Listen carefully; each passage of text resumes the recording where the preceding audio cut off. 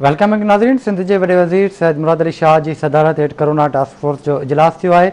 समूरे सूबे में कोरोना वैक्सीनेशन सेंटर ईद ॾींहुं भी खुलियल रखण जो ऐलान किया वियो आहे। ये अहम ख़बर ताईं पहुचाई पिया। वॾे वज़ीर जो चवणु आहे त सॼे सूबे में जिते भी वैक्सीनेशन यूनिट्स आहिनि ईद ते खुलियल रहंदा। ईद खां पोइ समूरियूं डिविज़नल हेडक्वार्टर्स में वैक्सीनेशन क़ाइमु थियणु घुरिजनि। तफ़सील मालूम कंदासीं कराची मां गाज़ी झंडेर खां। जी गाज़ी, छा तफ़सील आहिनि?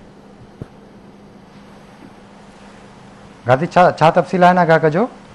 जी बिल्कुल, सिंध वॾे वज़ीर सैयद मुराद अली शाह की सदारत हेठि वज़ीर आला हाउस में कोरोना टास्क फोर्स जो अहम इजलास थियो आहे, जंहिंमें कोरोना जी सूरत हाल ते गौर वीचार थियो आहे। इजलास में लाॻापियल अमलदारनि समेत सूबाई वज़ीर ऐं ख़ासि तौर ते सिहत खाते जा ऑफिसर ऐं मुलाज़िम शरीक थिया आहिनि। जेके इजलास में वॾे वज़ीर हिदायतूं जारी कयूं आहिनि त ईद खां पोइ हैदराबाद में ख़ासि ऐं ॿियनि डिविज़नल हेडक्वार्टर्स में कोरोना की वैक्सीनेशन जा सेंटर कायम किया वेंदा।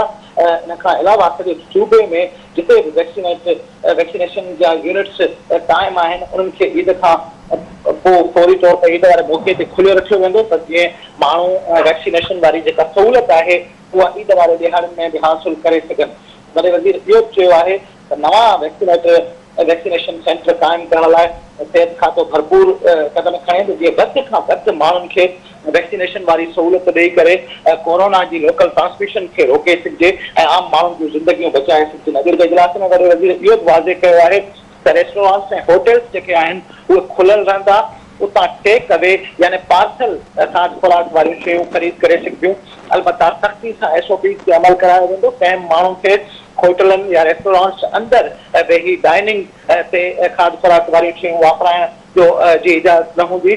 जेके माण्हू ख़रीदारी लाइ ईंदा उहे ॿाहिरि बीहंदा ऐं उनखे खाद खुराक वारियूं शयूं फराहम कयूं वेंदियूं। अॼु वॾे वज़ीर इजलास दौरान इहो चयो आहे त ईद जे मौक़े ते आम माण्हू जेको मेल जोल वारो सिलसिलो आहे उनखे महदूद रखनि, छो जो पोइ ईद ते जेके कोरोना जा केसिस हुआ उहे 30% ताईं वधी विया हुआ। इन करे त ईद जो जेको मौक़ो आहे उन ते असांजे समाज में माण्हू मेल जोल खे वधीक अहमियत ॾियनि था, जंहिंजे करे ख़तरो आहे त कोरोना जी जेका लोकल ट्रांसमिशन आहे उन में शिदत ईंदी ऐं तेज़ी सां इज़ाफ़ो ईंदो। जी ठीकु आहे गाज़ी झंडेर, वॾी महिरबानी अवां जी तफ़सील खां आगाह करण लाइ।